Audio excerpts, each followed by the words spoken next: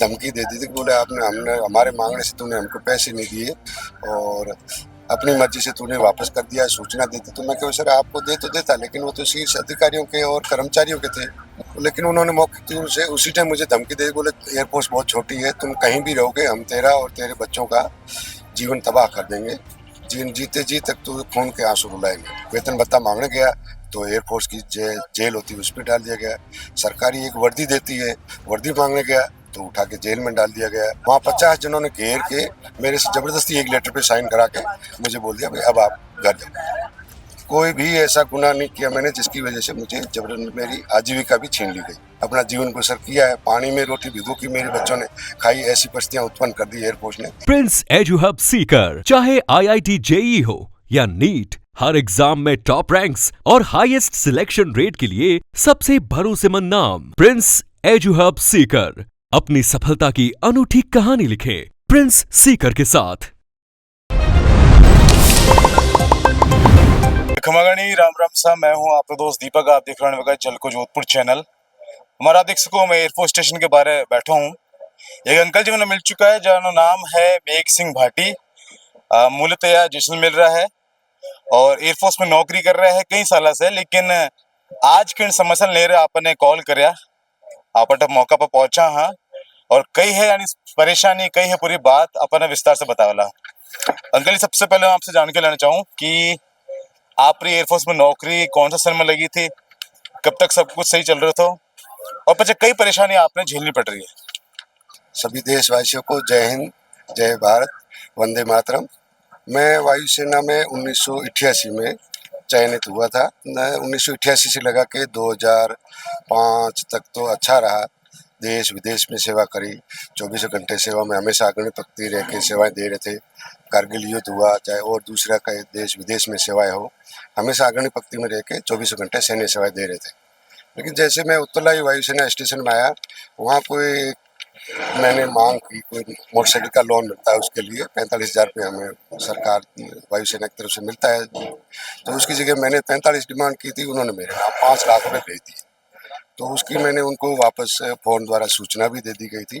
लेकिन वायुसेना स्टेशन के उत्तरलाई के स्थानीय अधिकारी थे, स्टेशन कमांडर, सीओ साहब, एडजुटेंट साहब, एसएओ साहब और एक एफआ के एनपीएफ के अफसराइश थे। ये पांचों ने बोला भी आप हमको नकद दे दो, हम वापस भेजेंगे।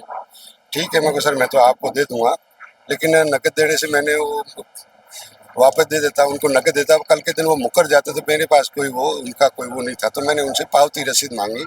उस पावती रसीद मांगने के बाद में ये सारी परिस्थितियाँ बनी हैं। आज तक उन्होंने मुझे पहले भी तो धमकी दे दी थी कि बोले आपने हमने हमारे मांगने से तूने हमको पैसे नहीं दिए और अपनी मर्जी से तूने वापस कर दिया, सूचना दी थी। तो मैं कहा सर आपको दे तो देता, लेकिन वो तो शीर्ष अधिकारियों के और कर्मचारियों के थे, मैंने उनको सूचना दे के वापस कर दिए। बोले अब तो आपने तो वापस कर दिए। उसके बाद उन्होंने मुझे पार्टी दिया, दिल्ली बुलाया और गिफ्ट चेक में 5,100 रुपये का और गिफ्ट चेक भी दिया। लेकिन उन्होंने मौके की से उसी टाइम मुझे धमकी दे, बोले एयरपोर्ट बहुत छोटी है, तुम कहीं भी रहोगे हम तेरा और तेरे बच्चों का जीवन तबाह कर देंगे, जीते जी तक तो खून के आंसू रुलाएंगे। जो परिस्थितियाँ आज बन चुकी है। उसके बाद मैं जोधपुर आ गया 2007 में।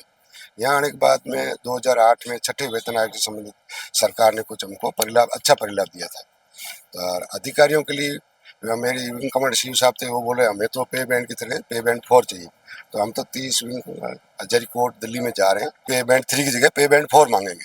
तो उनको तो पे बैंड 3 की जगह पे बैंड 4 मिल गया। मुझे भी बोला आपको सरकार ने अच्छा दिया, वायुगुरु का पे स्केल दिया है और बेनिफिट अच्छा दिया है, और सर वापस देने की तो आप भी न्यायालय की शरण में चले जाओ तो आपको न्याय मिल जाएगा। तो मैं तो न्यायालय में गया, लेकिन 2 महीने बाद ही उसी सीओ साहब ने मुझे वार्निंग लेटर दे दिया गया, चेतावनी पत्र दे, बोले आपको न्यायालय के अंदर जाने का अधिकार नहीं। बस यहीं से वापस शुरू होगी, फिर और परेशानी कभी आपको न्यायालय में जाने का अधिकार नहीं। वहाँ से फिर मेरा वेतन भत्ता बनाना बंद कर दिया गया। वेतन भत्ता मांगने गया तो एयरफोर्स की जेल होती है उसमें डाल दिया गया। सरकारी एक वर्दी देती है, वर्दी मांगने गया तो उठा के जेल में डाल दिया गया। और कितना समय वास्ता आपने जेल में डाला? ये जोधपुर में तो मुझे 14 दिन के लिए अंदर किया था और जेल में डाला था। और उत्तरलाई में मैंने 4,55,000 रुपये ईमानदारी से वापस किए, तो मुझे वहाँ 21 दिन की जेल में सजा में डाल दी गई। लेकिन बाद में वो सजाए मैंने 21 दिन वाली वो भी कैंसिल हो करवा दी पेपर में।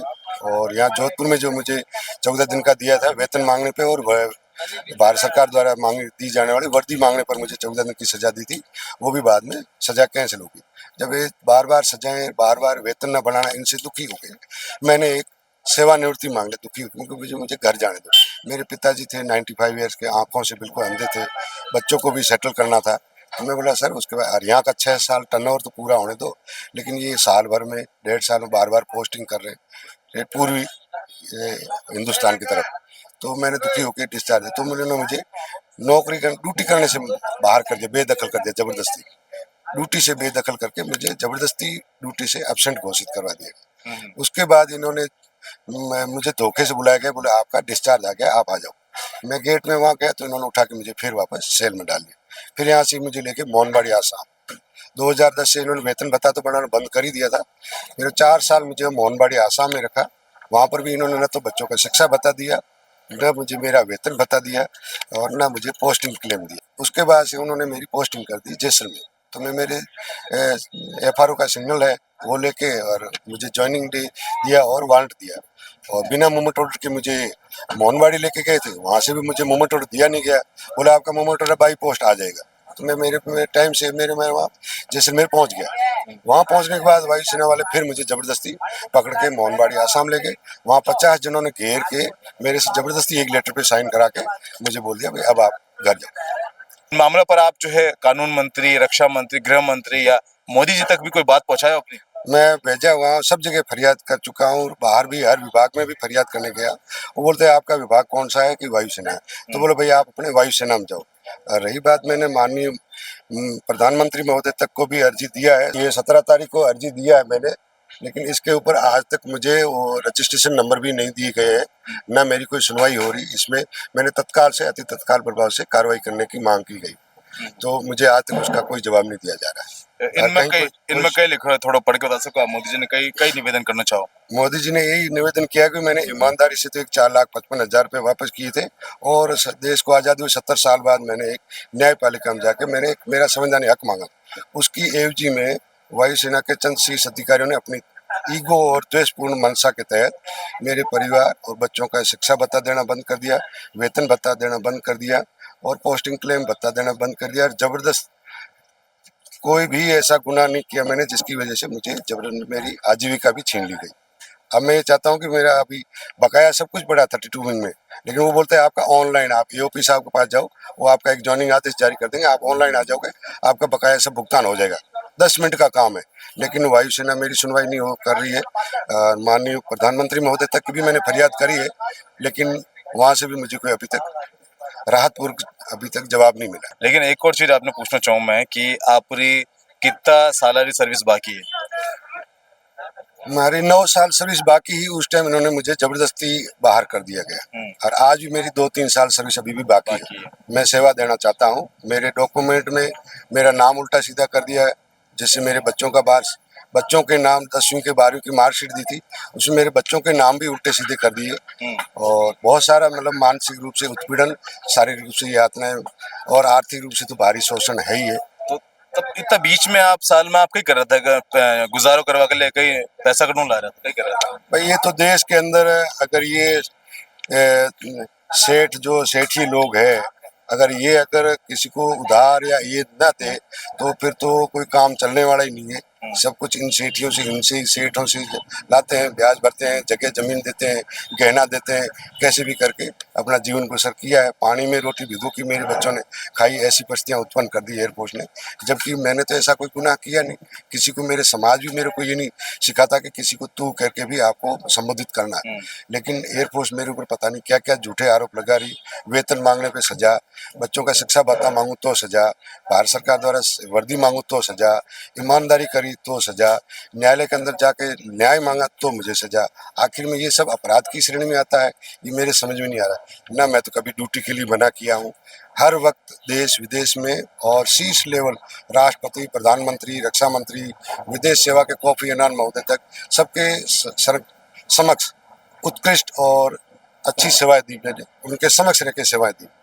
केंद्रीय गृह मंत्री जी गजेंद्र सिंह शेखावत साहब के पास में पिछले कई सालों से जा रहा, जब से मैंने 4,55,000 वापस दी, ईमानदारी करी, तब से मुझे उत्पीड़न प्रताड़ित कर रहे थे। मैं तब से इनके साथ फरियादें ले लेके जा रहा हूँ और बाद में भी पिछले कई सालों से इनके पास जा रहा हूँ। इनका तीसरा टर्म है, लेकिन मैं हर वक्त लेके गया, लेकिन मेरी वहाँ पर कोई सुनवाई नहीं हुई। जबकि चाहते वो तो उनके पीए साहब है, अगर जो दिल्ली से अगर वो हमारे एक एओपी साहब को फोन कर देते तो मात्र 10 मिनट का काम है। वो अगर वे आपरा दिल्ली वाला साहब देख रहा है, वार तक पहुंचो वीडियो मोदी जी तक पहुंच जावे या सीएम साहब तक पहुंच जावे, तो आप एक अनुरोध करना चाहो तो क्या करना चाहो? अनुरोध तो वही है हुक्म में कि आपने मेरा सिर्फ आप एक एओपी साहब, वायु भवन के एओपी साहब है, उनको बोल के मेरा एक ज्वाइनिंग आदेश जारी करा दो, उससे मेरा सारी समस्या का समाधान होगा। वे अधिकारी यानी बात सुन नहीं रहे हैं, कोर्ट में दरवाजा खटखटावे तो कोर्ट जावे से मना कर रहे हैं, बेदखल कर दिया नौकरी से, परेशान हो रहे, दर दर भटक रहे हैं। आज अपन एयरफोर्स स्टेशन के बारे में मिला है, तो आप बात करें और यानी आवाज जो है आगे तक पहुंचाने की कोशिश कर रहे हैं। तो आप सबसे अनुरोध है कि आप जो भी इन वीडियो में देख रहे हो, शेयर करो ज्यादा से ज्यादा और टैग करो अधिकारियों ने, ताकि वहां तक बात पहुंचे और यानी न्याय मिल सके। फिलहाल के लिए आपने क्या लग रहा है कमेंट करके बताओ। अपने प्यार विश्वास यूं बना रख जो मैं हूं आपका दोस्त दीपक झलको जोधपुर से। धन्यवाद।